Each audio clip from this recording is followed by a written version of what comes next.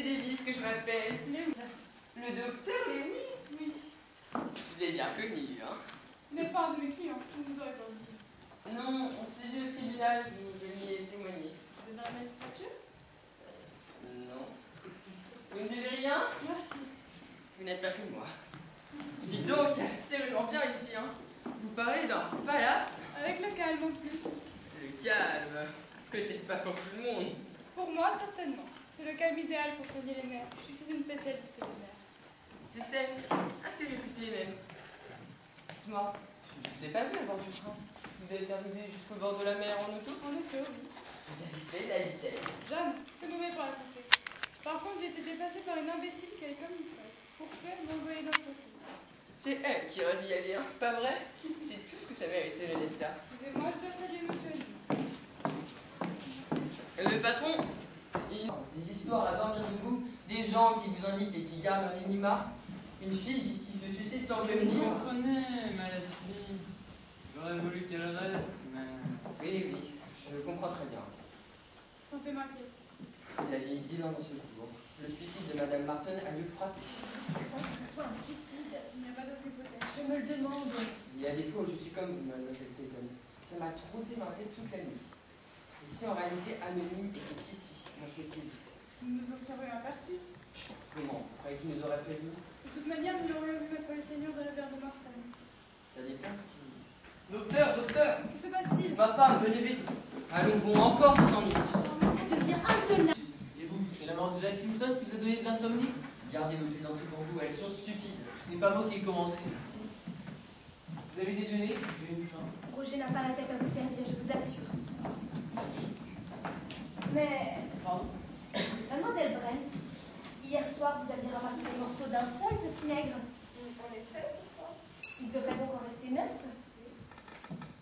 Il n'en a plus que 8. 8, c'est vrai? Par exemple. et comment cela se fait-il?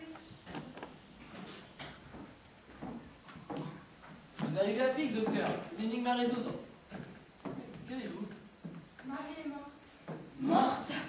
Oui, dans la nuit. Roger croyait d'abord qu'elle dormait. Mais de quoi est-elle morte? Le cœur? Je ne sais pas. A-t-elle pu être empoisonnée? Peut-être. Au cyanure comme Martin? Non, avec un narcotique. Mais fait beaucoup plus loin. Que lui avez-vous donné hier soir? Je vous l'ai dit, un somnifère. Vous n'auriez pas un peu forcé sur la dose par hasard? Que voulez-vous insinuer, monsieur Blore? Ah, mais vous fâchez pas, tout le monde peut se tromper. De toute manière, si je m'étais trompée, ce remède n'aurait pas été assez violent. Alors, d'après vous? Sa mort, comme celle de Martin, n'est pas naturelle. Et même si le cœur a flanché. Bien sûr, le cœur de cette femme a flanché, mais pas tout seul. Elle voudrait bien savoir qui a donné le coup de pouce. Sa conscience! Sa conscience, ce que vous, mademoiselle. Mais vous en savez autant que moi. Cette femme et son mari ont été accusés d'avoir tué Madame Brady, leur patronne, n'est-ce pas? Ils nous ont dit que c'était vous. Et pourquoi se serait-elle évanouie, monsieur le détective? Je vais vous le dire, moi. Elle a eu peur, tout simplement. Elle est morte de peur. C'est Dieu qui l'a punie. Ça va reprendre. Dieu sait châtier les coupables. Permettez-moi de vous apprendre que la Providence fait son contraire aux hommes, le soin de punir eux-mêmes les criminels. Vous voulez dire que cette femme a été tuée par quelqu'un? Je ne dis que ce que je sais. Je suppose. Mais qui l'aurait tué? Qui? Il faut chercher. Nous n'allons pas rester avec cette nouvelle angoisse flottant autour de nous. Elle n'avait rien vu avant de se coucher. Rien. En êtes-vous sûr? Roger me l'a certifié. Roger. Nous y voilà. Vous ne comprenez donc pas? Ouais, il se dit qu'elle ne tiendrait pas le coup, hein. Alors, hop, une bonne petite tasse de thé avec une pincée de quelque chose dedans. Vois ça, ma cocotte, ça te fera du bien. On lave la tasse, et le lendemain, on dit au brave docteur, mais nous, monsieur, elle n'a rien pris, mais la femme est morte. Plus de danger qu'elle parle. C'est impossible, voyons, sa propre femme. On voit bien que vous n'avez jamais été marié. Vous êtes passé par là pour comprendre ce qu'on peut arriver à faire entre époux.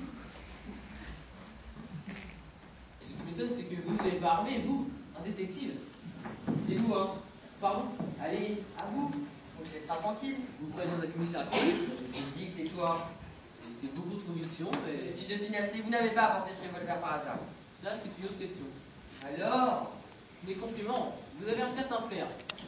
Oui, dans la lettre qui me priait de venir, on me faisait l'honneur de m'avertir qu'il y aurait un certain danger.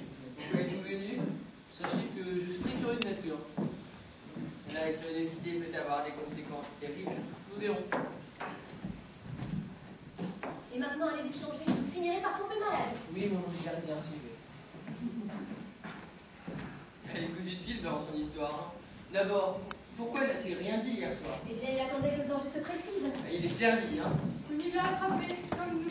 Chacun avec la bague qui convenait le mieux. Moi, je vous dis que c'est quelqu'un de suspect. Mais rien ne vous autorise Vous à... avez bien plus moyen de parler objectivement. Allons-nous-en, vite, vite, après il sera trop tard.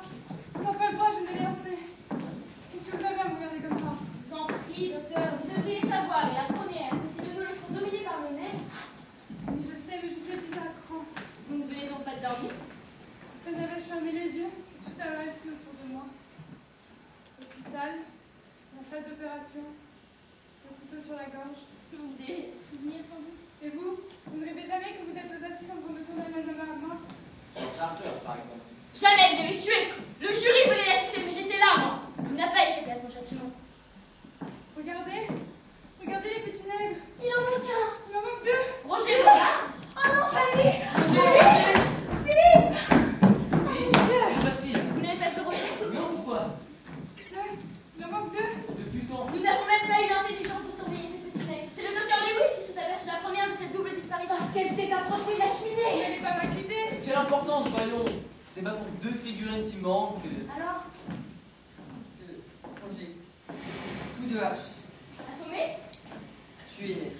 Comme dans la chanson, la fée coupée en deux, il n'en restait que six. Allons, Vera, Mais je n'en Vera, peux plus, mais je n'en peux plus. soyez raisonnable.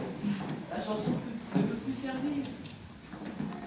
Si ça vous plaît, une abeille en pique un. Il n'y a pas d'abeille. Tout va très bien se terminer, vous allez voir. Oui, mademoiselle Brent. Encore en train de préparer un mauvais coup. Cette fois, je pense que vous êtes convaincus. Nous n'allons pas la laisser agir. Si vous m'aviez écouté.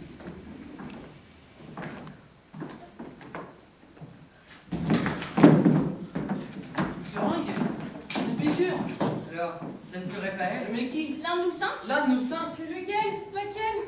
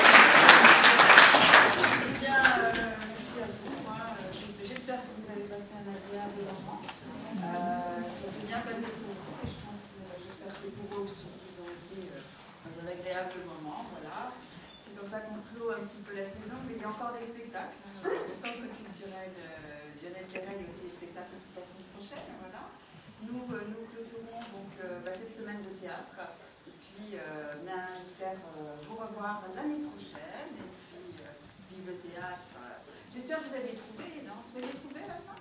Oui.